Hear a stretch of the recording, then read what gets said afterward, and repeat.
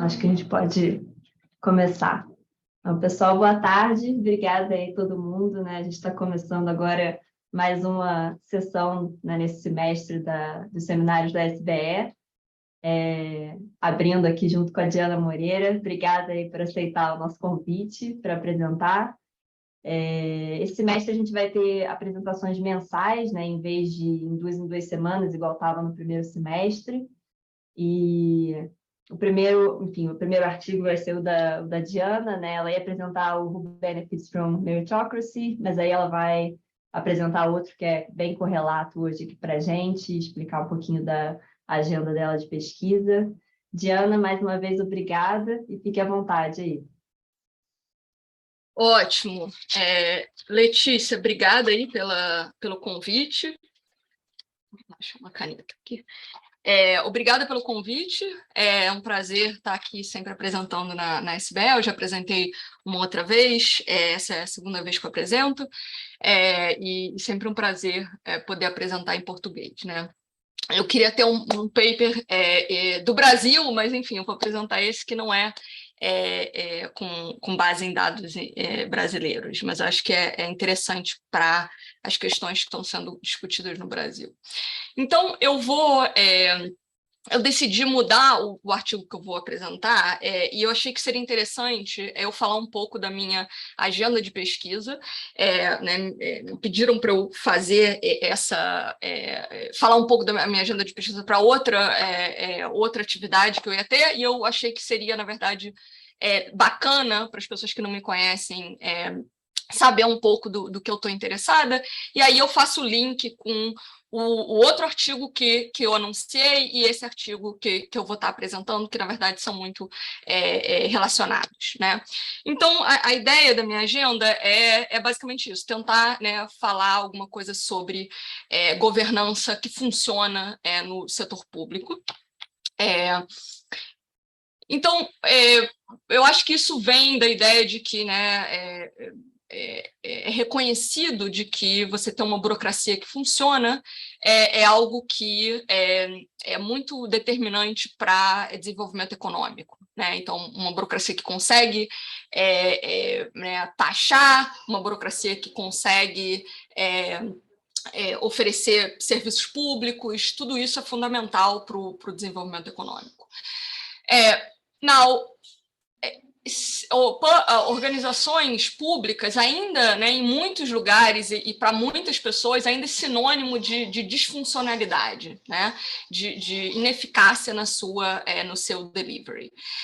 Então, apesar né, das transações, né, da complexidade das atividades que o governo atua, talvez pedir para que realmente o processo seja mais devagar, seja mais ineficaz, aparentemente ineficaz, eu acho que isso não é totalmente a história, né? Não é só o fato de que a natureza das atividades que o governo atua é distinta do que outros setores, eu acho que é algo além disso.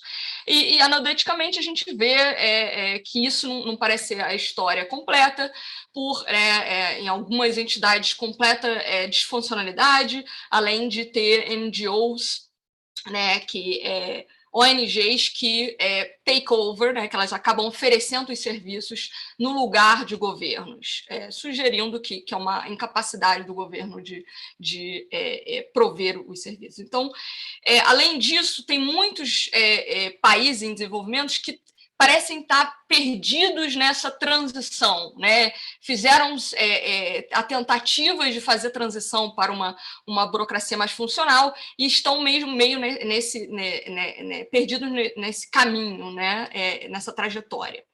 Então, a minha pesquisa tenta entender um pouco mais sobre essas burocracias disfuncionais, né? Entender como é que elas funcionam, quais são os problemas delas, e falar um pouco sobre essa trajetória para virar uma burocracia eficaz. O que a gente pode falar sobre isso? E o meu interesse de pesquisa são sobre essas coisas. Então, o artigo que eu vou apresentar hoje basicamente tentando entender bem, olhando do ponto de vista de governo, tentar entender como é que como é que funcionou essa transição para uma burocracia dos Estados Unidos, que hoje em dia é vista como mais eficaz, né, do que no passado deles. Como é que funcionou uma reforma que visou fazer essa transição? E aí foca na questão da eficácia dessa organização, né? A eficácia da burocracia para atingir o certo goal definido por essa burocracia. Agora, o outro artigo que eu mencionei, que é o Who Benefits from Meritocracy, também estuda reformas feitas na burocracia, mas do ponto de vista mais de entender né, uma mudança no mercado, na instituição laboral, de como é que as pessoas são recrutadas, como é que isso afeta a seleção, as características dos funcionários públicos dentro do governo, se torna uma burocracia mais elitista ou não, e etc. Mas a gente está mudando a forma que a gente narra a história daquele artigo e está saindo um pouco, divergindo um pouco dessa narrativa que vai mais de acordo com a minha agenda. Então, eu preferi mudar o artigo que eu vou apresentar, porque eu acho que faz mais sentido. Aí a Letícia vai me convidar uma outra vez para apresentar o outro artigo, e aí a gente, ou enfim, eu posso falar um pouquinho mais do outro no final. Mas é basicamente isso. Então, vamos lá. Então, qual é o artigo? Então, Civil Service Exams and Organizational Practices, onde a gente estuda o Pendleton Act, né, que é a reforma da reforma dos funcionários públicos dentro do governo nacional dos Estados Unidos. Então, a motivação inicial é muito similar à minha agenda, né? Então, a gente sabe que é muito importante ter burocracia que é efetiva. Em muitos países, na verdade, a gente não observa isso, continua sendo um elusive goal, né? Uma coisa que a gente quer atingir, mas não alcança. E um instrumento que é normalmente usado para atingir, que é percebido como uma forma de atingir essa profissionalização da burocracia, é você impor provas na admissão de funcionário público, né? Que isso vem da ideia, né, na ideia que você vai atingir uma promessa de que, por reduzir favoritismo político, né, o político escolher quem ele bem entende para participar da burocracia talvez com outros objetivos que não seja o serviço público, se você reduz isso, você vai melhorar a qualificação do indivíduo que acaba sendo funcionário público, a identidade e, enfim, melhorar a performance daquela instituição. Então, essa é a ideia. Apesar de ser usado, né, em milhões de governos, né, muito usado, provas para admissão, tem muito pouca evidência sobre se de fato melhora a qualificação daquela pessoa que é contratada no final pelo governo, né? E tem ainda menor compreensão, tem uma compreensão ainda menor de qual o efeito sobre a organização em geral, né? Então a gente está mudando uma pontinha, né, um instrumento só, que é, né, de uma prática dentro né, do coletivo de questões de human resources dentro do governo. Você está mudando uma só, mas isso pode ter efeito em geral na organização, né? Você acreditaria que burocracias que são disfuncionais, elas são meio que organismos vivos, que basicamente, se você tenta alterar um pouco como é que, né, restringir o que uma escolha é feita, é capaz de outras práticas se alterarem dentro da organização. E é importante entender não só se, bem, aumentou, melhorou a qualificação do indivíduo, mas o que aconteceu com aquela organização uma vez que você impôs esse limite, né? E esse artigo vai nessa direção, em tentar entender como é que provas para admissão do cargo em cargo público afeta essa profissionalização e a efetividade como um todo da burocracia, né? Então, o que a gente faz? A gente estuda né, o Pennington Act, que foi uma reforma feita em 1883, a primeira reforma, né, feita para atingir essa profissionalização dos funcionários públicos no governo federal dos Estados Unidos. E, na verdade, a gente usa um elemento dessa reforma que é a introdução de provas para a seleção de alguns empregados públicos, né? Então, basicamente olhando só para esse elemento de prova. E aí a gente foca, né, em como é que essa mudança, né, que vindo do ato desse Pennington Act, como é que impactou o funcionamento do US Customs Services, que basicamente, naquela época, essa era uma organização muito importante para o governo federal americano, pois eles basicamente coletavam import duties, né? Então, tarifa de importação, eles faziam toda a arrecadação que vinha relacionada a comércio internacional, né? E basicamente naquela época, hoje em dia isso, na verdade, não é muito usado para coletar recursos para o governo, mas naquela época representava 50% dos recursos que o governo federal usava. Então, era uma função muito importante para o governo naquela época. E a gente vai estudar como é que afeta o funcionamento dessas collection districts, né, nos Estados Unidos. E qual a ideia? A reforma impôs que apenas distritos que são grandes, né? Então, nos Estados Unidos, geograficamente, tem um monte de diferentes distritos que são responsáveis por coletar essa tarifa de importação e exportação. Só aqueles distritos onde o número de trabalhadores, né, nesses distritos são maiores de 50, esses distritos vão ter esse mandato de usar prova para recrutamento de funcionário público, né? E isso, basicamente, para as pessoas, né, para os funcionários públicos que estão no meio da hierarquia, né? Então, para pessoas que estão no meio da hierarquia, para você contratar depois dessa reforma, você vai ter que passar numa prova, senão você não consegue contratar essa pessoa, né? Então, a gente vai comparar distritos, né, que são reformados, né, que passam por esse mandato, e distritos que não são reformados antes e depois dessa reforma. Então, vai usar um difference in difference, né, uma estratégia de diferenças em diferenças, comparando essas organizações que foram reformadas e não foram reformadas com respeito à prova, né? Então, oi, diga. Só uma dúvida, imagino que talvez você fale isso mais para frente, mas como é que era a principal forma de recrutamento antes, né? Era currículo, sei lá, era perfeito, então, totalmente aberto. Totalmente aberto. Então, isso é uma coisa que eu vou falar um pouquinho mais na frente, mas é super importante para entender o que a gente está... Qual a intervenção aqui, né, que eu estou chamando? Que é basicamente... Anteriormente, você escolhia com base em indicações políticas, né? Então tinha uma influência muito grande dos políticos em escolherem quem vai participar, quem vai receber um cargo nesses collection districts, né? Nesses lugares de coleta de importação, de tarifa de importação e exportação. Mas tinha completa discricionariedade dessas pessoas para quem vai entrar na burocracia ou não.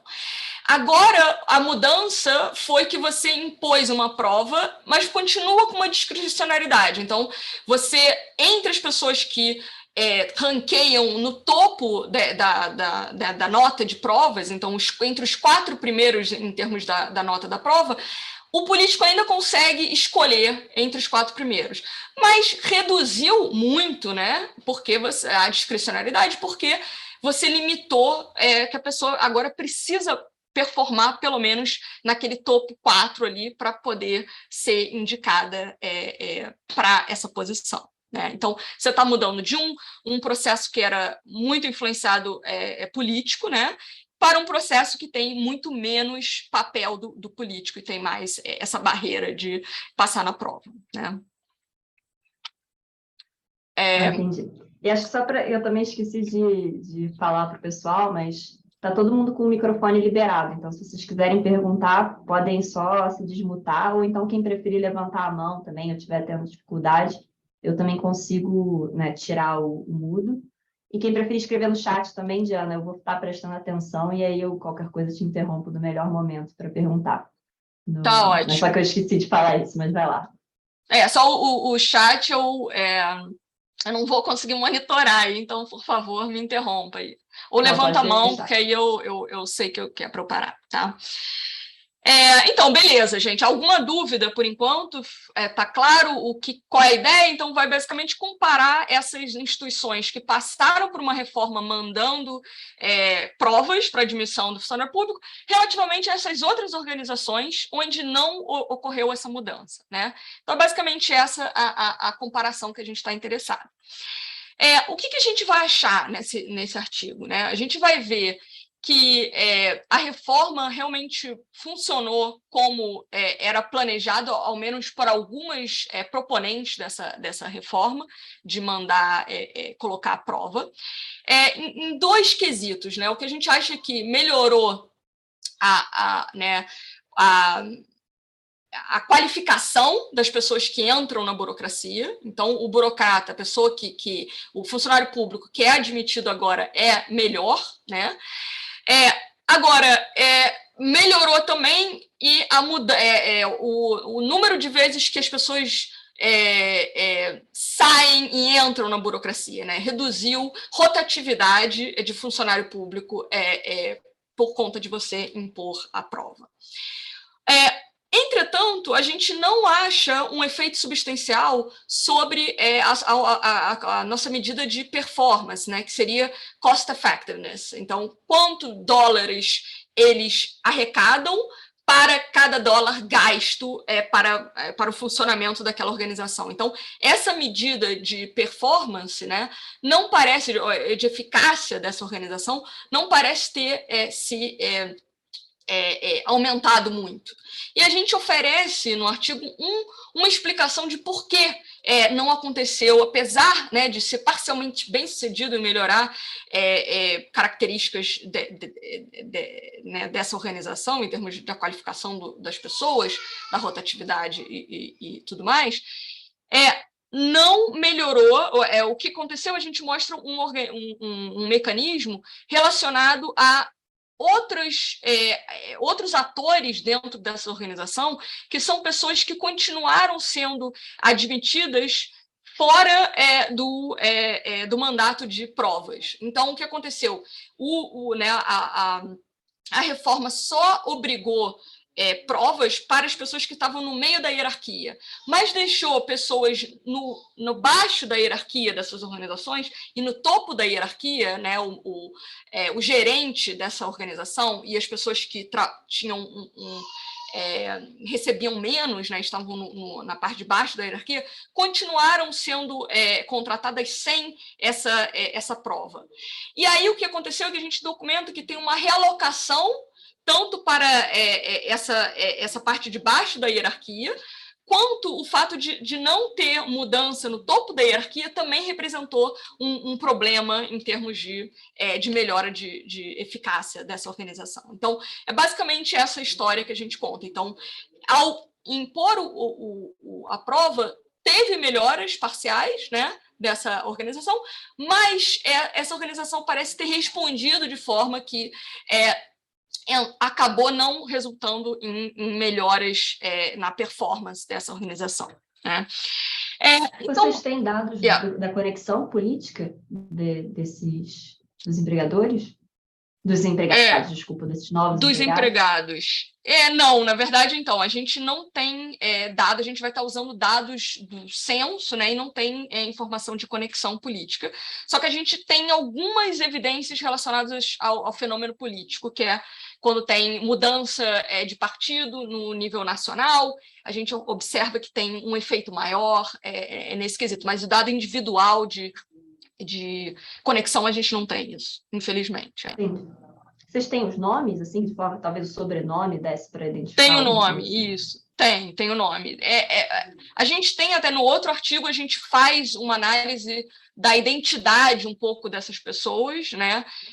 E tenta estudar essa questão política, mas aqui a gente está basicamente tentando entender questão de eficácia, né? Se realmente a organização está melhor, e mesmo que tenha, né, contatos políticos, isso poderia gerar uma melhora de qualidade dos serviços. A gente está tentando entender se existe essa melhora e se ele é um funcionário mais capaz, apesar de poder ser menos conectado ou não, né? Beleza.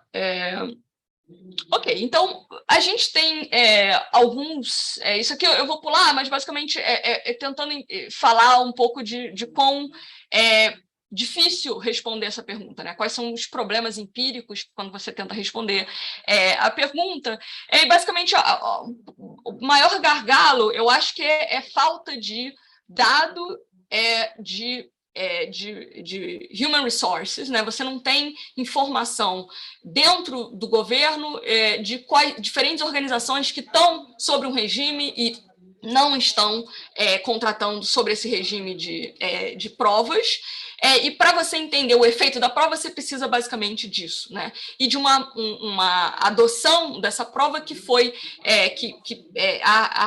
você pode argumentar que tem exogeneidade nessa diferença entre essas duas organizações, né? Então, vou falar um pouco do background aqui. Qual é a ideia, né? Qual é o setting que eu estou estudando, né?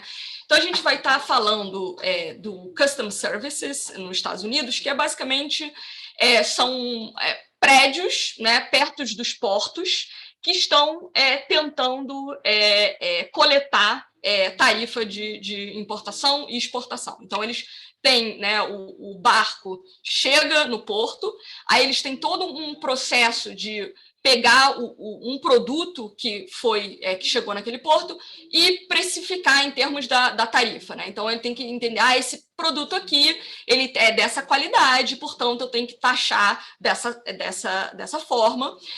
E tem um processo que tem muita discricionariedade, tem muito problema de erros, né? Então, se você não faz com atenção, você pode perder dinheiro, de certa forma, para o governo. Então, é problemático, nesse sentido, ter pessoas que não são tão qualificadas para desempenhar esse papel, né?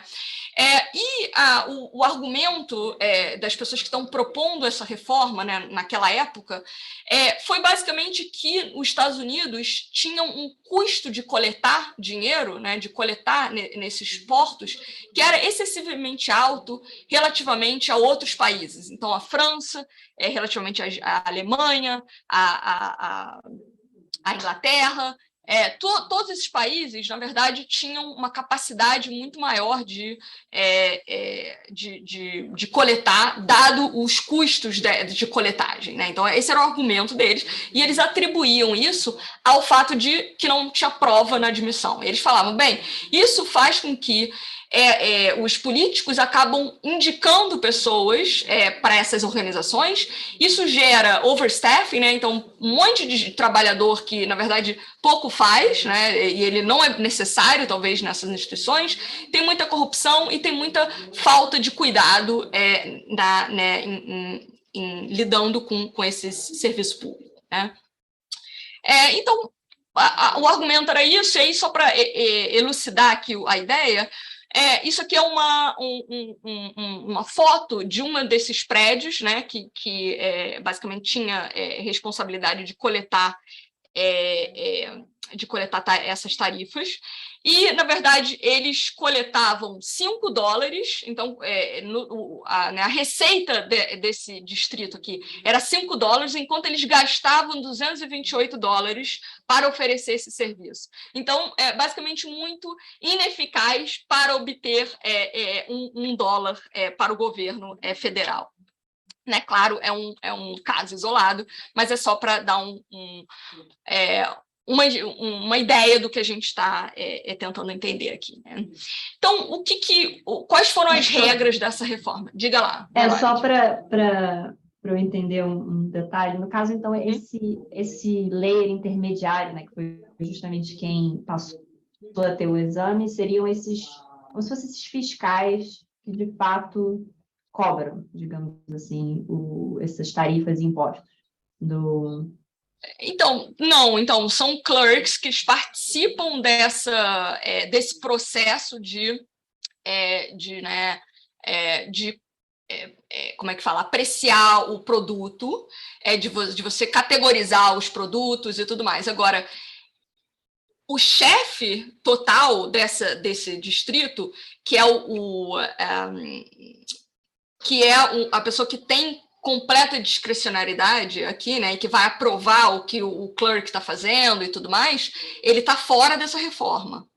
Então, tem alguma discricionalidade porque, né, ele está fazendo o papel dele e ele pode, né, ele vai ser gerenciado por essa pessoa que tem completa discricionariedade, mas ele tem algum espaço para ser discricionário, mas ele não pode, ele é restringido, de certa forma, para fazer algumas ações, né? Por exemplo, impor fines, né? Que seria você multar alguém por uma coisa que fez errado. Isso é uma coisa que o chefe da hierarquia tem mais autonomia do que essas pessoas que passaram por prova, né?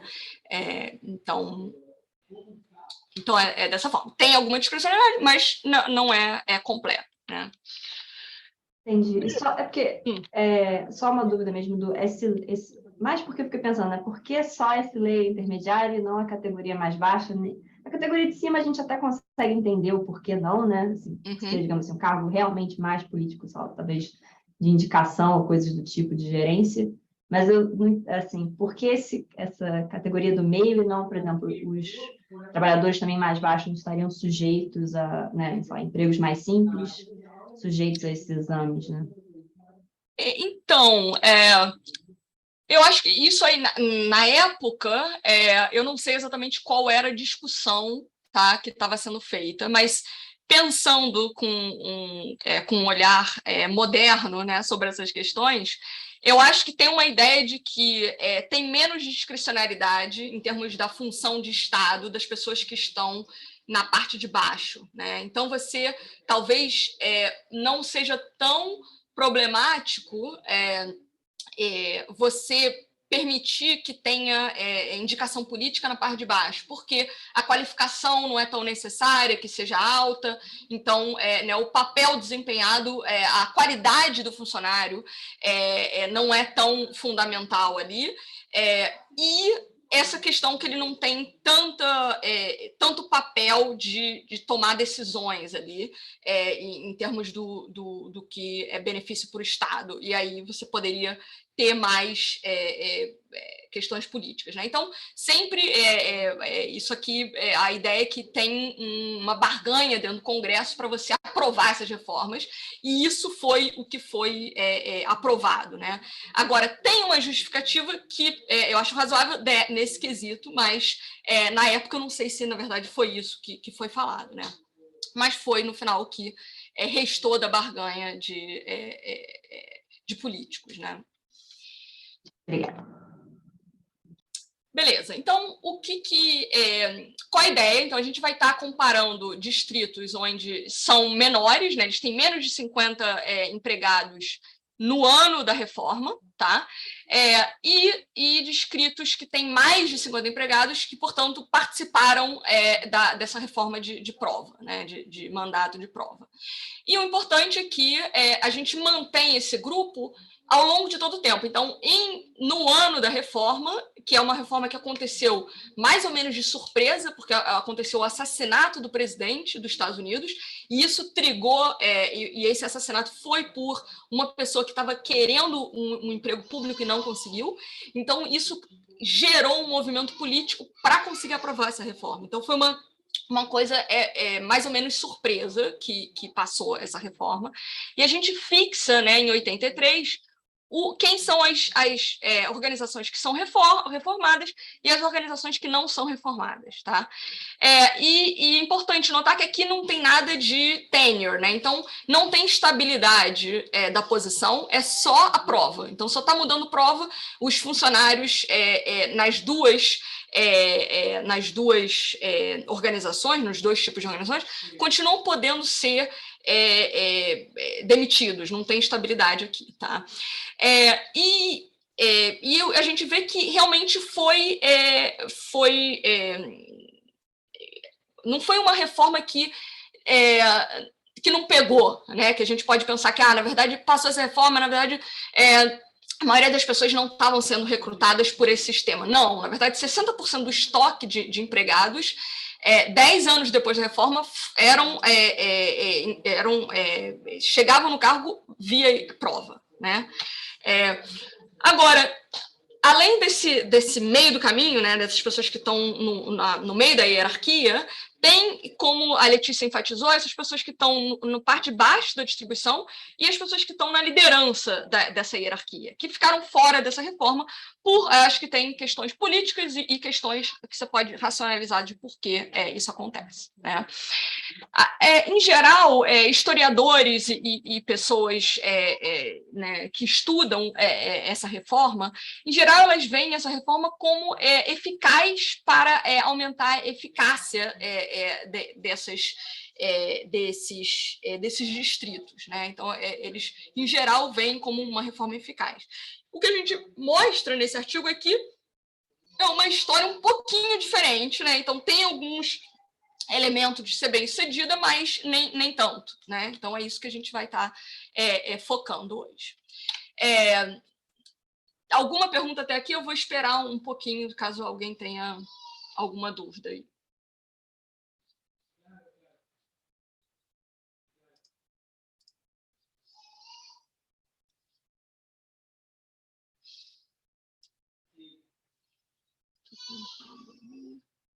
No chat não tem ainda nenhuma não tem dúvida. Nada, né? Tá. Eu estou esperando só porque às vezes as pessoas ficam com vergonha, então.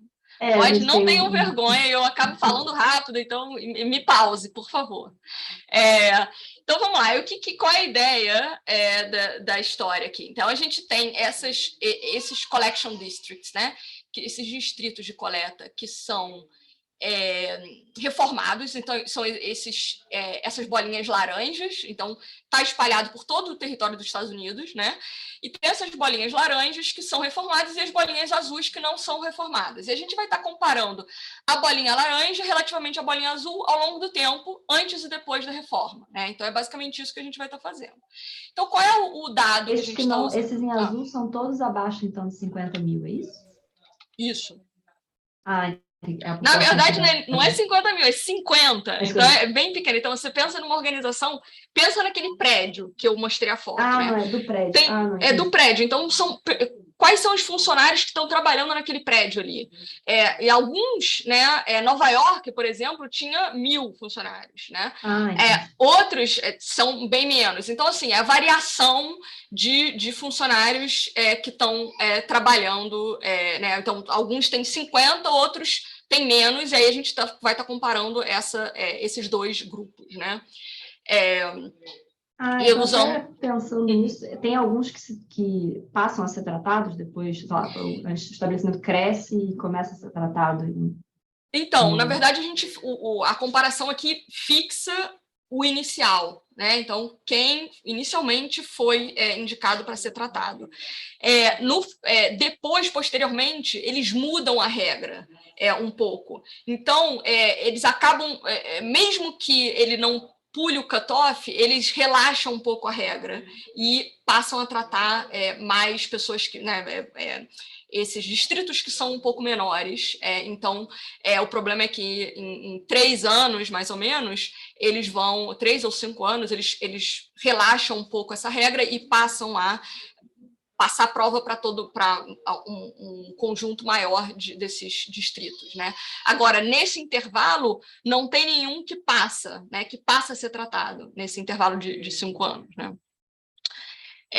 Mas, de qualquer forma, a gente restringe a comparação ao início, né? Aquele que inicialmente foi tratado, porque poderia ter alguma ideia de resposta em termos de agora eu não vou contratar mais para não passar o cutoff, então a gente basicamente restringe, independente do que eles fazem em termos de contratação, restringe aquele grupo para ser o tratamento e o controle, né?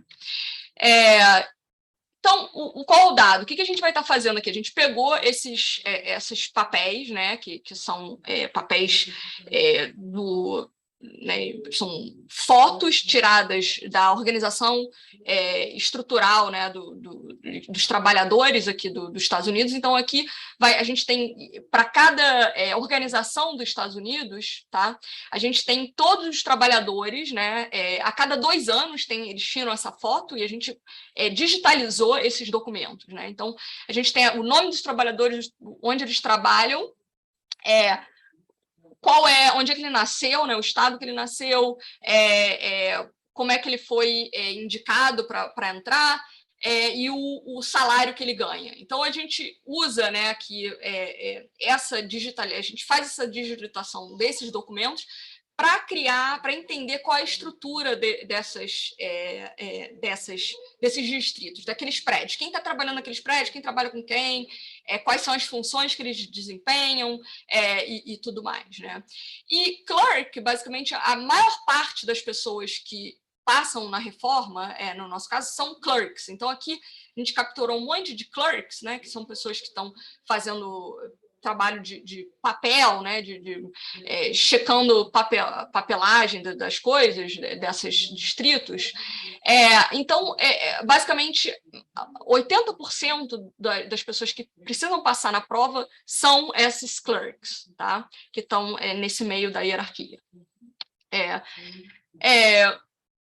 Então, além desse papel de digitalização do pessoal, né, que foi um ingrediente mais que limitava a pesquisa nessa área, não ter esse registro, né, de quem é que trabalha nesses diferentes instituições do governo. A gente também tentou achar medidas de performance, de desempenho. Então, a gente pegou, para cada distrito, a gente tem medidas de gasto e de receita, né? De quanto tarifa eles arrecadam, de quantas multas eles aplicam, de coisas relacionadas à coleta nesses distritos. E a gente digitalizou isso também. Então, a gente vai estar usando esses 2 tipos de dado para responder a pergunta. Então, a gente vai estar olhando, né, rodando essa especificação, que a gente olha para outcomes, né, que são que a gente está interessado, então, medidas de qualificação do trabalhador e desempenho desses distritos. E a gente vai estar olhando o quê? Interessado nesse beta aqui. O que esse beta captura? A gente vai estar olhando para aquela distrito laranja e azul, né? E esse beta vai estar capturando. Então, vamos olhar para esse laranja, o desempenho desse laranja e azul, né? Em qualquer medida que a gente está interessado, antes da reforma, a gente vai observar se eles seguem né, mais ou menos a trajetória de um e do outro, e a gente vai ver se essa trajetória, a partir de 83, que foi quando a reforma passou, se essa trajetória para aqueles distritos laranjas, se ela muda substancialmente relativamente à trajetória azul, né? Então, é basicamente isso que a gente vai estar olhando e se a gente vê que tem uma mudança, a gente vai estar atribuindo essa mudança ao fato de que você está impondo provas, que é a única mudança que tem entre esses 2 distritos, né? A gente faz uma série de... Acho que só mais uma dúvida básica também. No caso, Diga. isso foi imposto, assim, para quem tinha mais de 50 funcionários, era obrigatório fazer o exame. Quem tinha menos de 50 funcionários, eles podiam voluntariamente aplicar o exame também? Ou, tipo... Podiam, mas na prática isso não aconteceu, porque né, você está restringindo bastante, né, os tomadores de decisão aqui. Então, os tomadores que não tinham esse requisito não adotaram. Mas você podia pensar que tinha, né, pressões populares para que isso fosse adotado, né? E na verdade, não. Na verdade, os que estavam livres continuaram livres nesse quesito, né? Não participaram desse processo, né? Por livre e espontânea vontade. Diana, só uma pergunta. Tem alguma informação sobre se o pessoal fez ou não fez prova naquele que não era obrigatório? Naquele que não era obrigatório, se ele fez ou não fez prova. Isso, então, quem faz. Que eu acho que é parecido com a pergunta da Letícia, né? Tipo, se você está falando os indivíduos ou essas organizações, se elas acabaram adotando prova? Organizações, se tem alguma informação. Isso. Então, na verdade, eu acho. Isso é uma coisa que a gente não achou documentação falando que eles adotaram, e por isso é a minha resposta para a Letícia. Mas, na verdade, poderia até ser que isso aconteceu. Mas a forma de pensar é que é um mandato, né? Então, qual o efeito desse mandato? E o outro, talvez alguns tenham adotado, mas é uma adoção completamente endógena, que você não pode explorar, né? Porque provavelmente seriam os melhores adotaram, mas o que, na verdade, eu acho muito difícil que isso tenha acontecido, mas, mesmo assim, a gente estaria capturando um lower bound aqui desse efeito, né? Certo? Beleza. Então, beleza. Aí, o que a gente, né, mostra que tem essas trajetórias antes da reforma são muito parecidas, eu vou estar mostrando um pouco mais nos resultados, e também não tem evidência de bunching, né? Então, ele não é que nos 50 começou a ter um monte de gente aglomerado naqueles 50, né? E antes não tinha aglomeração naqueles 50, nem essa aglomeração mudou. As trajetórias de número de pessoal não parece ter mudado perto desse cutoff, né? Então, vamos para os resultados, né? Então, o que a gente vê? O que está acontecendo nessas organizações? Então, primeiro, a gente está interessado nas medidas de pessoal, né? A qualificação dessas pessoas. Então, as proponentes da reforma falariam que, poxa, vai melhorar porque, né, a principal ideia é que você vai estar reduzindo questões políticas nessa escolha e você vai estar melhorando a característica daquelas pessoas que são selecionadas para essa posição, né? Então, essa é a ideia, além de ter potencialmente outros mecanismos de por que as pessoas melhoram quando você adota a prova.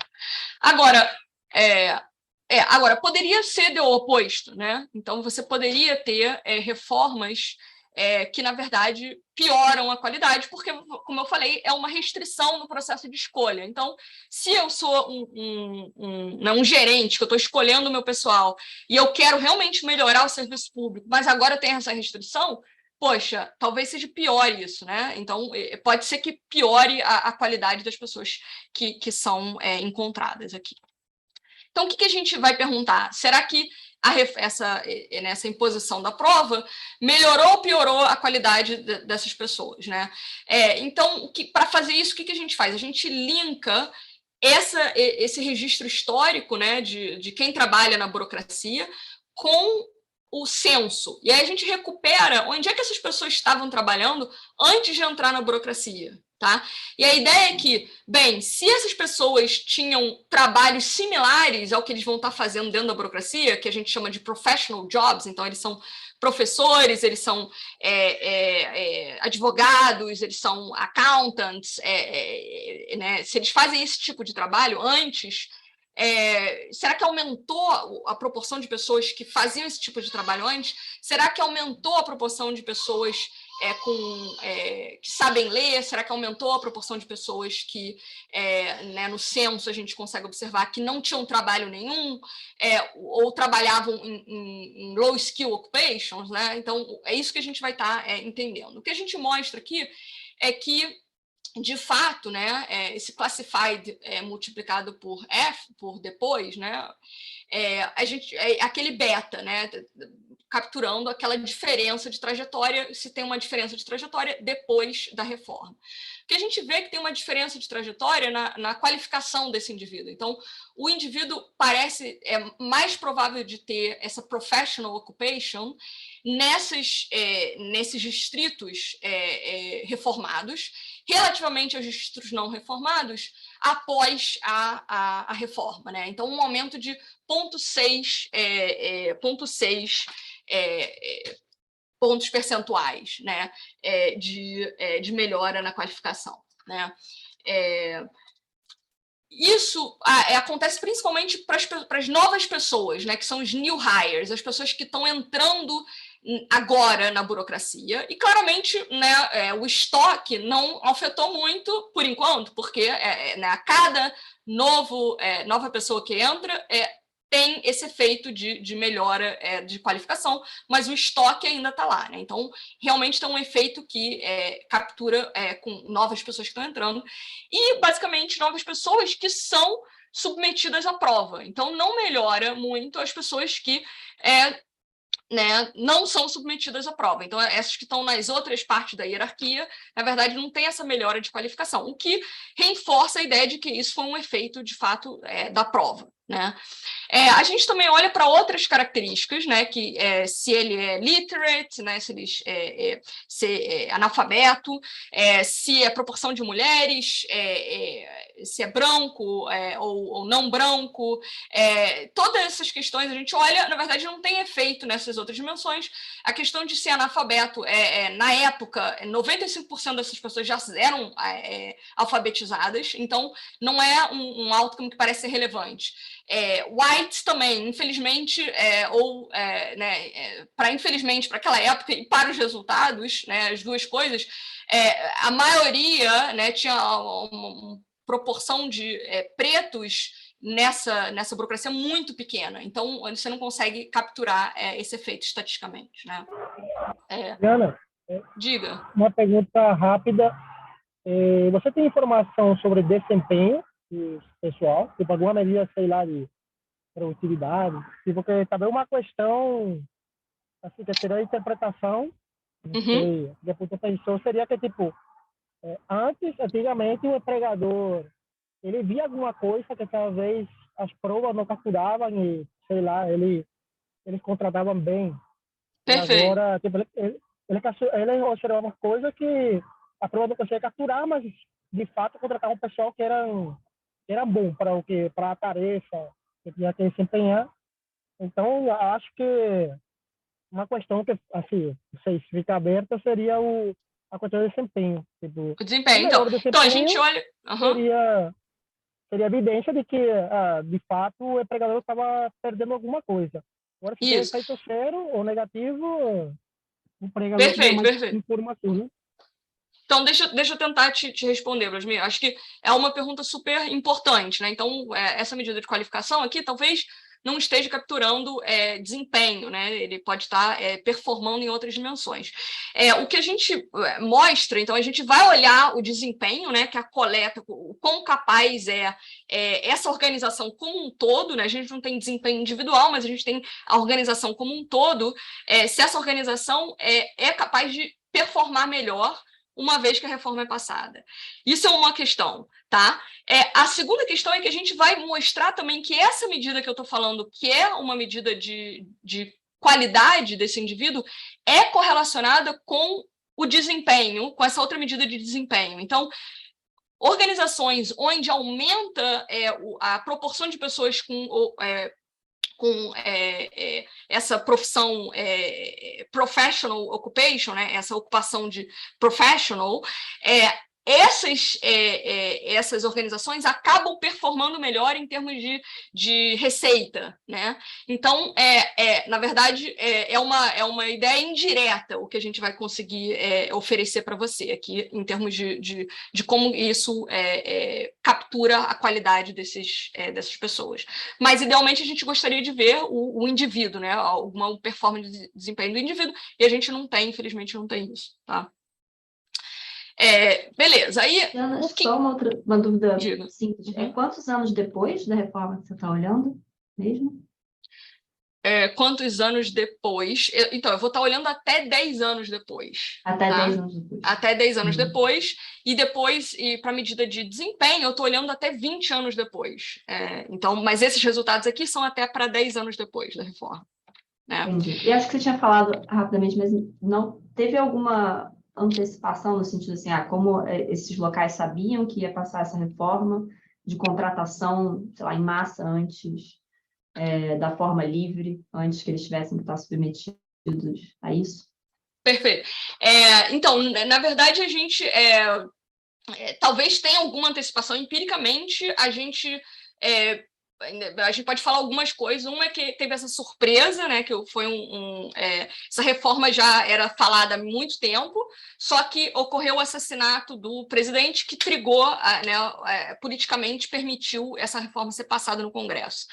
Mas demorou, então isso já estava sendo questionado já há um tempo, então não tem por que ter uma antecipação logo nesse período que a gente está olhando. A segunda é que a gente não vê muita evidência de antecipação nas figuras, mas a gente pode, eu vou retornar a essa questão, né? E a gente não vê uma corrida para esses 50, né? Então, mesmo que tenha antecipação, qual o cutoff que seria não é claro, né? E a nossa comparação é sempre entre essas duas tipos de organização, né? Mas aí vocês não viram, sei lá, um ano antes, ninguém, mais contratação, vocês, no caso, não. Então, a gente olha isso, exatamente. A gente olha e que não parece ter esse efeito antecipação, né? De forma, ao menos, né, de forma substancial, né? Pode ter estatisticamente, você não vê que tem um aumento substancial, né? Uma magnitude muito maior o efeito da reforma em si, né? E aí tem uma discussão aqui que eu vou pular, e aí a próxima ideia que a gente está tentando entender é: será que teve, né, redução de rotatividade desses trabalhadores? Então, será que... Então, a ideia é que, poxa, no setor privado, quando você pensa em rotatividade, rotatividade é quase um indicador de qualidade dessas pessoas. Então, as pessoas ficam mais quando a gestão, né, os gerentes estão felizes com aquelas pessoas, né?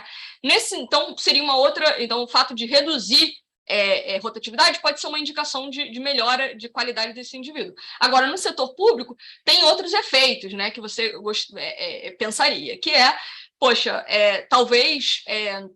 Agora, né, pode ter um efeito de você reduzir rotatividade, porque essa pessoa que entrou na burocracia não está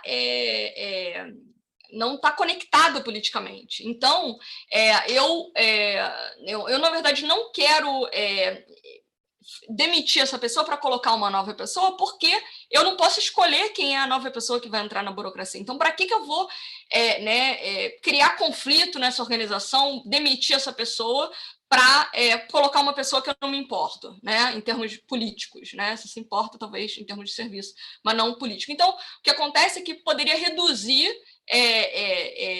reduzir turnover por conta disso, né? Porque não tem essa questão política na demissão das pessoas, né? Mas, ao mesmo tempo, você pode pensar que, pode aumentar esse turnover porque não tem essa proteção política do chefe, e por isso agora todo mundo vai ser demitido com base em desempenho, em vez de ficar lá acochambrado no meio da instituição, né? Então, poderia ir para os dois lados, né? Teoricamente, e a gente vai perguntar o que acontece na prática, né? Então, isso aqui é a figura em termos de rotatividade. Então, isso aqui está representando a proporção das pessoas que estão nesses distritos 2 anos depois, né? Então, 40% das pessoas... essa bolinha aqui está representando, está falando que 2 anos depois, 40% das pessoas que trabalhavam nessas instituições saem dessas instituições, né?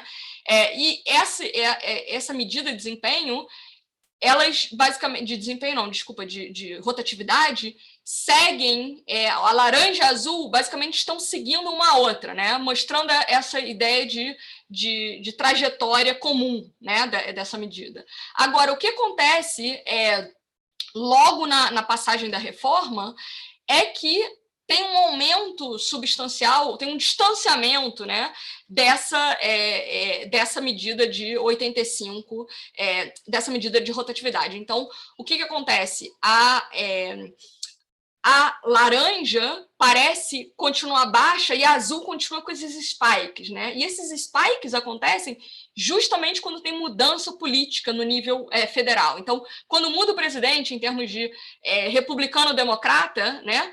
O republicano indo para o democrata, ou o democrata indo para o republicano, o que você vê é que tem um efeito, tem uma mudança enorme das pessoas que trabalham nesses distritos. E que essa mudança não acontece tanto quando você está falando das instituições que foram reformadas, né? Então, esse spike acontece muito nas instituições que não foram reformadas, apesar de ter algum efeito, né, nas reformadas também. Então, isso dá segurança para a gente de falar que tem um efeito né, uma redução de rotatividade devido a essa prova, e essa redução vem justamente quando tem uma questão política associada à rotatividade das pessoas, né? Não é uma coisa mais relacionada a desempenho, né?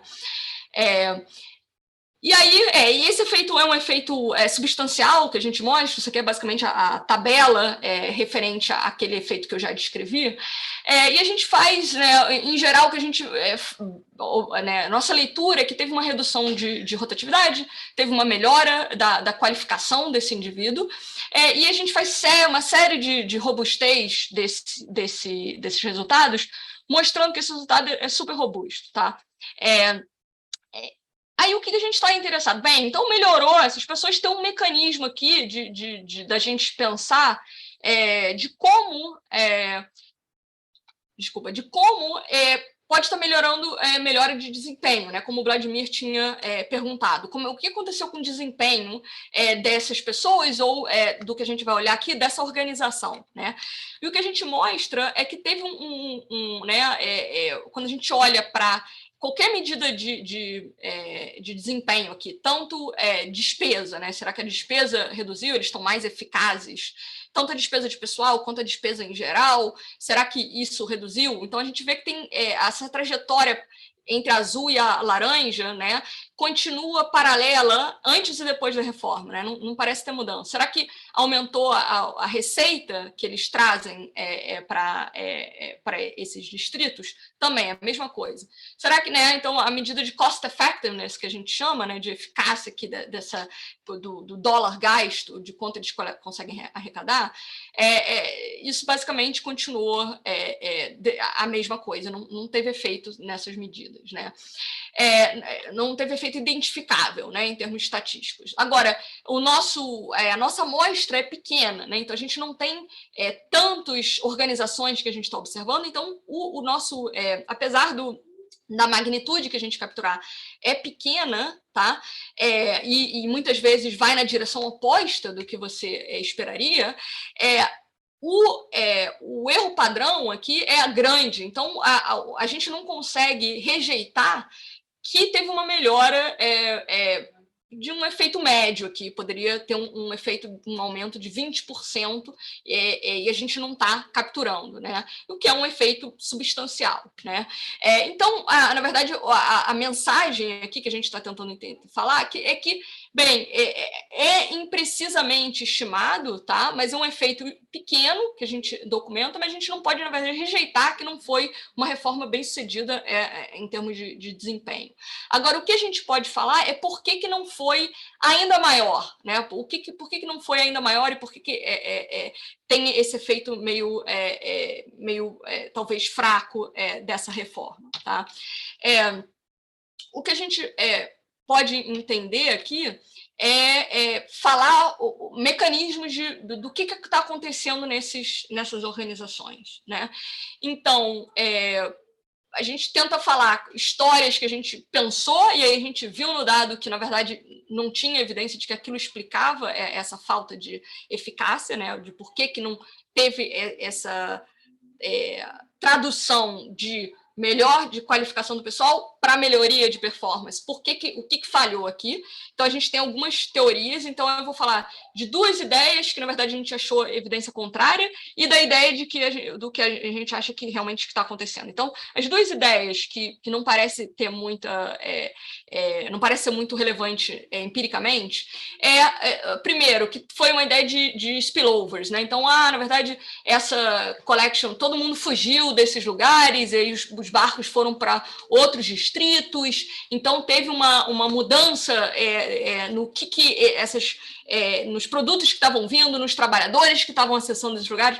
Então, não parece ser isso, porque distância... Então, se você restringe a comparação a distritos que são pertinho daqueles que, geograficamente, pertinho daqueles que foram reformados, esse efeito não é diferente. Então, não parece ser uma ideia de spillovers, tá? Segunda ideia, que eu acho que vai um pouco... A Letícia estava, né, falando um pouquinho de quando exatamente que você está avaliando esse efeito, né? Porque você pode pensar que, bem, tem um custo de ajuste aí, então, se você olha talvez um ano depois, bem, né, não melhorou, mas, enfim, tem tempo, né? Mas a gente está olhando primeiro, todos os resultados que eu falei eram 10 anos depois. Segundo, a gente olha mesmo 20 anos depois e não tem esse efeito de melhora, né? Então, não é uma questão de ajuste, né? E o que a gente vê que né? O que a gente acha que pode estar potencialmente explicando os nossos resultados? Essa ideia de meio corrigido e os extremos estão sobrando aí, continuam não consertados, né, de certa forma. Então, a ideia das pessoas que estão nessas mesmas organizações, mas que não são, não estão entrando por mérito, né, não estão entrando pela prova, estão entrando por outras questões políticas, né. E só para lembrar, então, o que aconteceu, a reforma restringiu só esse meio da burocracia, né, da hierarquia, e as pessoas que ganham menos de $900 naquela época, e por ano, né, e pessoas que tinham cargo de liderança e seus assistentes também ficam fora da reforma. E a gente mostra que, primeiro, então, duas ideias aqui que a gente quer puxar, cada uma relacionada a um desses, né? Tanto a parte de baixo quanto a parte de cima da hierarquia. Então, o que a gente observa? Que teve uma completa distorção das posições. Então, você vê que esse aqui é a proporção de pessoas que estão na parte de baixo dessa hierarquia, tá? A proporção que não precisa fazer prova, né? Que ganha menos de $900, tá? Essa proporção era muito parecida, né, em termos de trajetória, antes da reforma. Passou a reforma, o que aconteceu? Essa proporção de pessoas que ganham menos de 900 deu um pulo nas organizações que são mandadas a recrutar por prova, tá? Enquanto que na outra continuou uma trajetória, né? Então, o que aconteceu é que teve um aumento enorme das pessoas que não precisam de prova, né, para entrar na burocracia. Então, eles alteraram a hierarquia dessas organizações para manter a discrição que o político tem para escolher quem ele põe lá, né? Então, e isso aqui a gente está mostrando basicamente isso. Então, na verdade, aumentou a proporção de pessoas que não fazem prova nessas, ou que não estão em cargos elegíveis a fazer prova, né? Na prática, são as pessoas ou estão no topo ou estão no baixo da hierarquia, e o que a gente vê é que o que aumentou não foi o topo da hierarquia, o que aumentou foi a parte de baixo da hierarquia, né? Então, isso aqui explica, eu acho que talvez conecta um pouco de por que às vezes os políticos querem manter essa parte de baixo da hierarquia, né? Então, mesmo quando eles deixam, né, quando tinha autonomia de estimular muito o número de pessoas que estão no topo da hierarquia, eles não fizeram cabide de emprego no topo da hierarquia. Talvez por ser mais visível, ser mais difícil você mexer com esse topo da hierarquia, mas na parte de baixo da hierarquia, né, eles fizeram uma bagunça, né? Então, basicamente, eles aumentaram a proporção de funcionários enormemente, né, mas só no topo, na parte de baixo da hierarquia, né? E aí a gente vê... Diga. Eu não só uma dúvida, só para entender, então. Uhum. Conciliando com aquele resultado, você encontra um aumento no número de profissionais, tipo, professores, contadores e tudo, então aumenta o número de pessoas com esse tipo de background, mas aumenta muito mais Não, o aumenta a número proporção, não, que aumenta a proporção de dados cargos, tipo, pega os clerks, tá? Qual é a proporção desses clerks que tem essa qualificação? Ah, tá. Entendi. Então, dentro desses intermediários, que são esses clerks, aumentam o número que tem esse tipo Isso. de qualificação, mas esse número de clerks está diminuindo relativamente ao número. A proporção de clerks está diminuindo vis-à-vis a proporção de baixa. Isso. Exatamente. Então, na prática, aquele primeiro resultado, na verdade, não é nem só para o meio, né? É meio que eu estou olhando. Pega todo mundo que trabalha nessa organização. Qual é a proporção das pessoas que trabalham nessa organização que são que tem essa qualificação boa, né? Que eu estou chamando de melhor qualificação. Aí eu estou falando que ocorreu uma melhoria em termos de proporção de pessoas que têm essa qualificação, né? E o que está reduzindo são a proporção de pessoas que antes de entrar na burocracia tem uma ocupação que é low skill. Então, é isso que naquele primeiro resultado eu mostrei. Aí aqui, vamos pensar que além dessa questão, você pode escolher quem que está, né, o número de pessoas que você está contratando em cada área, né? Então, você pode estar contratando na parte de baixo da hierarquia ou você pode estar contratando na parte do meio. E aí, o que você está falando é que eu estou contratando muito mais na parte de baixo. Apesar disso, no âmbito geral, teve essa melhora de qualificação, né, em termos de proporção. O que é um ponto interessante, que eu acho que você está falando que tem um efeito de composição, apesar dessa mudança aí, né, de você tentar reter de quem você contrata e contratar mais na parte de baixo da hierarquia, teve uma melhora de composição em geral nessas burocracias, né? Então, a gente tem um resultado que limpa esse efeito, né? Limpa esse efeito de mudança de hierarquia, né? Para tentar capturar qual a melhora sem ter esse efeito de distorção da hierarquia, um efeito só de qualidade das pessoas, né? Tentando limpar para esse efeito de hierarquia.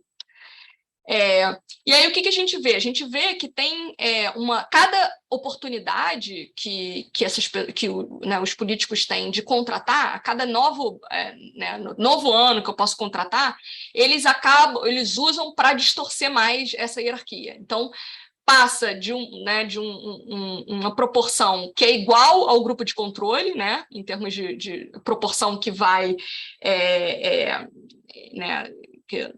que não é elegível que está na parte de baixo da hierarquia, e esse pessoal que está na parte de baixo da hierarquia vai aumentando, né?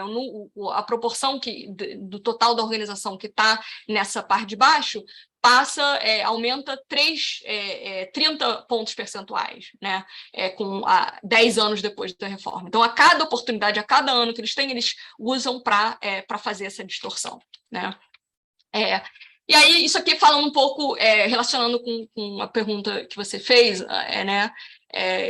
Ou ao menos, né, a ideia que você estava tentando distinguir a composição do efeito da distorção hierárquica aqui, e a gente tenta limpar um pouco esse efeito, né, tentar ver como é que o efeito de turnover, como é que o efeito de qualificação das pessoas se você só se restringir, né, para essas ocupações, se você só olhar para esse meio, né, esse meio da hierarquia e não para a organização como um todo. Aí você vê que o efeito é ainda maior se você olhar para só esse grupo, né? E aí, por que a gente acha que isso pode ser prejudicial para desempenho, né? Então, porque, basicamente, se você contrata as pessoas que estão na parte de baixo da hierarquia, isso implica que você só pode pagar até $900, enquanto o clerk, ele poderia ganhar mais. Isso quer dizer que você vai estar restringindo a qualidade das pessoas que estão interessadas nesse trabalho e, provavelmente, né, isso, de fato, está relacionado a essa qualidade pior em termos de qualificação, né? Além disso, tem um efeito de distorção, né? Você vai estar reduzindo o número de pessoas que estão potencialmente nessa posição de clerk, que está desempenhando funções importantes. Então, você talvez não tenha a expertise que você precisa para fazer o trabalho que você necessita. Então, você vai estar fazendo outras pessoas que não têm a qualificação, colocando elas para fazer trabalhos que não são adequados às suas características. E, por isso, pode ter um efeito adicional de custoso aqui, né? Então, por esses dois motivos, a gente acho que pode ser custoso.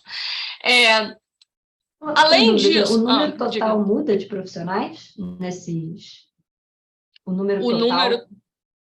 O número total, eu acho que esse link não vai funcionar, mas assim, eu acho que basicamente o número total, a magnitude dele aumenta, mas estatisticamente ele é a mesma, né, não muda o número total de pessoas, tá? Mas a magnitude dele é maior, mas ele estatisticamente não. É que eu fiquei pensando, esse resultado está de acordo com essa ideia de que talvez, né, então a gente se colocou essa restrição para uma determinada, né, grupo de profissionais ali, nessa faixa intermediária de qualificação, então você vai contratar menos deles, vai contratar mais do outro que você tem mais flexibilidade, e você pode até, de repente, acontece isso, de repente, profissionais que podem estar desempenhando essa profissão intermediária, serem contratados por salários mais baixos, justamente para não estarem sendo submetidos ao exame, e aí é como se o salário desses profissionais estivesse caindo para eles serem contratados via essa parte mais flexível. Pode estar acontecendo alguma coisa. Você diz, a mesma pessoa, é a mesma pessoa, só que ele está aceitando um salário mais barato. Como se fosse o mesmo tipo de profissional, só que agora, em vez de ser contratado, né, nessa faixa que precisa de exame, ele vai ser contratado nessa faixa de salário que não precisa de exame, para desempenhar uma função parecida ou uma função... Isso. Mas o cara e aí que, no caso, poderia ser mais barato para o governo, né? De certa forma, ele vai estar pagando menos, recebendo o mesmo qualificado, pessoal menos qualificado. Eu acho que o que não é consistente com essa história é que né, a qualificação dele melhora, né? Então, a prova melhora. Então, assim, talvez seja o mesmo sujeito que antes estava naquela ocupação. E aí ele saiu e foi para esse cargo pior, né? Pode ser, a qualificação pode até se manter ou melhorar, mas essas pessoas agora estão ganhando menos, justamente para não serem submetidas a exame. Não sei se faz Não, sentido, isso aí pode ser, mas a questão é que o contrafactual, o que você está pensando, o que você quer pensar se eu imponho a prova, né? Se essa prova gera ganhos de qualificação, né? Eu quero entender não se eu tô melhor relativamente ao original, né? Que é a história que você está falando. Talvez o sujeito que estava lá, ele vai para uma posição pior, né? Ele ganha 900, mas é o mesmo sujeito, eu só não quero fazer essa prova, né? Que eu acho que essa ideia que você está falando. Mas a ideia é que a prova permitiu você melhorar ainda mais a qualificação das pessoas. Pode ser que teve esse efeito de spillovers, né? O sujeito que estava lá tem a mesma qualificação, mas ele acaba fugindo da prova e ganha esses 900, né? Mas a prova melhorou o threshold, né? Melhorou a qualificação dos indivíduos em geral, né? E aí a ideia é entender se né, o quanto isso né, pode ter efeito de performance e tal. Mas se eu entendi a tua pergunta, talvez eu não tenha entendido. Mas eu acho que talvez a dúvida seja entender o que aconteceu com cada uma dessas faixas salariais, né? Porque, pelo que eu entendi, o exame ele só foi, então, implementado para quem tinha ganhava acima de $900. Né? Se o número de pessoas, porque por parte do próprio governo, da própria instituição, poderia pensar assim, então eu abria cinco vagas por ano para quem ganhava mais de $900. Então, eu vou restringir para 2 e vou contratar mais pessoas nessa categoria abaixo de 900. E aí esses profissionais podem estar se sujeitando a receber menos sem ser por prova nesse outro nessas outras vagas, porque, enfim, agora são menos vagas para se ganhar mais, digamos assim, e agora com essa restrição de qualidade de exame, né, que enfim, não sei, eu estou só pensando um pouco na composição desses profissionais dentro, em termos de salário, em termos de categoria, tentando juntar o quebra-cabeça. Tentando pensar como eu acho que é uma ideia interessante. Eu acho que a gente tem que conversar mais depois, então, para eu tentar ver o que a gente poderia fazer com respeito a isso, porque a gente é um pouco limitado do que eu posso falar com respeito ao, né, se tem essa ideia dele talvez ter a mesma qualificação, ele está fugindo da prova e aí no final ele está desempenhando da mesma forma, né? Mas porque ele tem aquela mesma qualificação original e só está fugindo da prova. Mas enfim, acho que a gente pode conversar depois, então, para eu entender, que eu acho que pode ser interessante para a gente falar um pouco mais né, ter mais certeza de que isso pode ser uma coisa detrimental e não só uma coisa que é para inglês ver, né? Que seria uma coisa que não tem consequência de desempenho, que só muda laranja por laranja e não tem efeito de qualidade. Eu vou até aproveitar que a Fabiana fez uma pergunta aqui no chat, eu vou ler aqui para você. Tá. Desculpe se já foi dito antes, mas queria saber se o exame é apenas classificatório ou é eliminatório também. Se poderia levar a menor contratação por falta de pessoas com desempenho mínimo e sobre vagas no grupo sujeito ao exame. Obrigada. Então, tem um mínimo, mas todo mundo passa esse mínimo. Então, e na verdade o que importa é o ranking das pessoas. Então, não é passou, não passou. Tem um passou, não passou, mas isso na verdade não é binding, né? No final das contas, tem um número muito grande que passa. Então, no final é só com base no ranking, né? Porque isso, claro, a gente está falando de DC, né? Não, na verdade, isso aqui a gente está falando dos collection districts, é verdade. Poderia ser uma história de supply, né? De não ter pessoas suficientes com essa qualificação, mas na verdade então essa é uma pergunta interessante, mas no caso tem muitas pessoas que passam essa prova, né? Com base no mínimo. Então não é isso que parece ser relevante aqui na determinação dos cargos, né? Beleza. Aí, então, a outra peça que a gente olha também é o topo da hierarquia, né? Então, o que aconteceu com esse topo da hierarquia? Bem, eles continuaram sendo indicados políticos, tá? Eles continuaram sendo indicados políticos e a gente acha que isso pode ter sido uma oportunidade perdida, de certa forma. Por quê? Porque essas pessoas vão ser fundamentais para fazer essa distorção que acontece na hierarquia. E por quê? Porque essas pessoas são fundamentais, eles são gerentes desses prédios, né? Eles são pessoas que vão estar tomando decisão de multa, tomando decisão de discricionalidade da operação desse collection district. então, eles podem ser importantes per se, né? E o que a gente consegue fazer aqui é simplesmente mostrar a importância dessa posição, né? Então, são esses collectors, que são esses gerentes desses distritos, tá? E a gente vai estar tentando entender quão relevante é esse gestor, né? Quão importante é essa figura, para argumentar um pouco que foi uma oportunidade perdida a gente não melhorar a qualificação desse indivíduo, tá? E como é que a gente vai fazer isso? A gente vai usar duas estratégias. A primeira é uma estratégia de fixed effects, então a gente vai simplesmente colocar o efeito fixo de cada collector e tentar entender se esse fixed effect é relevante, né, para explicar as medidas de cost effectiveness, de desempenho dessas unidades, dessas organizações. Mas, claro, tem um problema isso, porque o que determina se esse collector entra ou sai é completamente endógeno, né? Então, não é muito não é muito limpo usar essa estratégia. Hoje a gente vai combinar isso com a ideia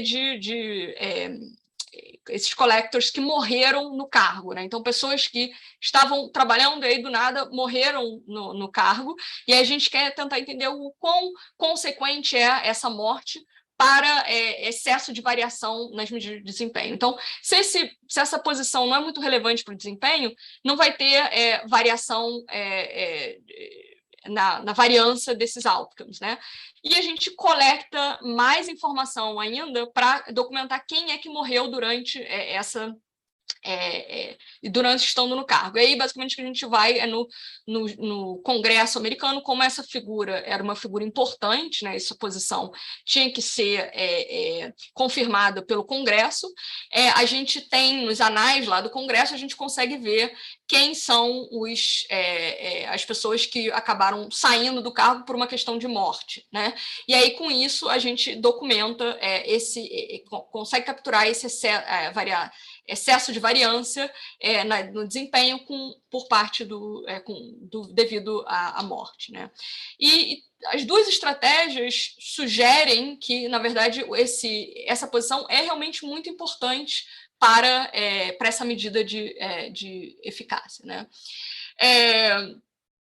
Então, só para resumir, então a gente mostra que o que a gente vê é que a burocracia realmente, né, em muitos países ainda continua sendo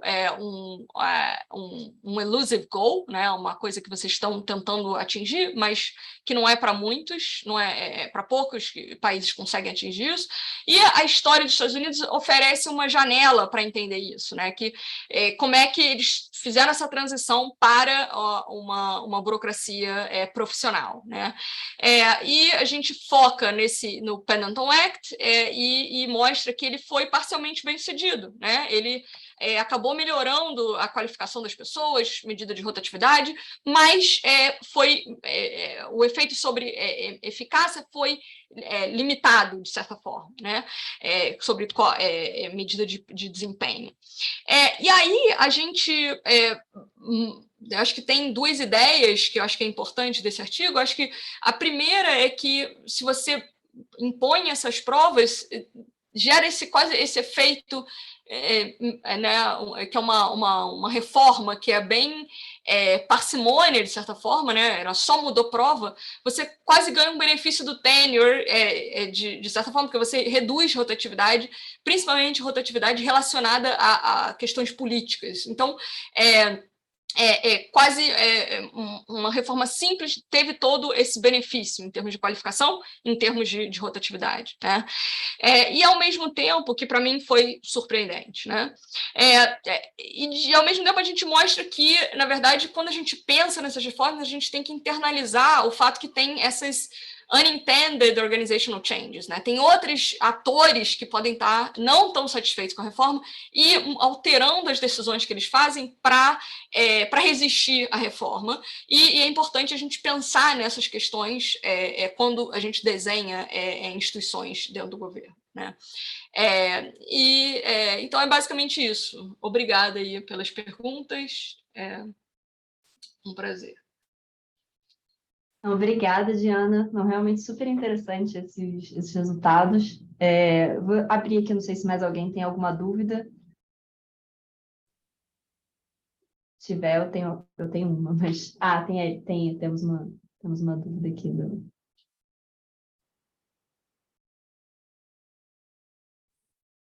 Boa tarde, vocês me escutam? Sim. Boa tarde, Diana. Boa tarde, Letícia. Eu sou o Matheus Botelho, aqui do Programa de Pós-Graduação em Economia da UFJF. Primeiro, agradecer a você pela presença, dizer que você é uma das referências aqui para a nossa pesquisa, seu trabalho sobre a OBMAP, né, o seu artigo, é muito importante para nós. Uma das coisas que eu fiquei com dúvida aqui, Diana, sobre essa análise, né, da administração pública, do ingresso na carreira, vamos dizer assim, porque aqui no Brasil a gente tem uma diferença entre, por exemplo, os cargos que são comissionados, né? Alguns deles são de livre nomeação do titular, né? Das autarquias, por exemplo, há uma livre nomeação dentre os que já estão na carreira, né? E há outros que são funções gratificadas, cargos de direção que são específicos.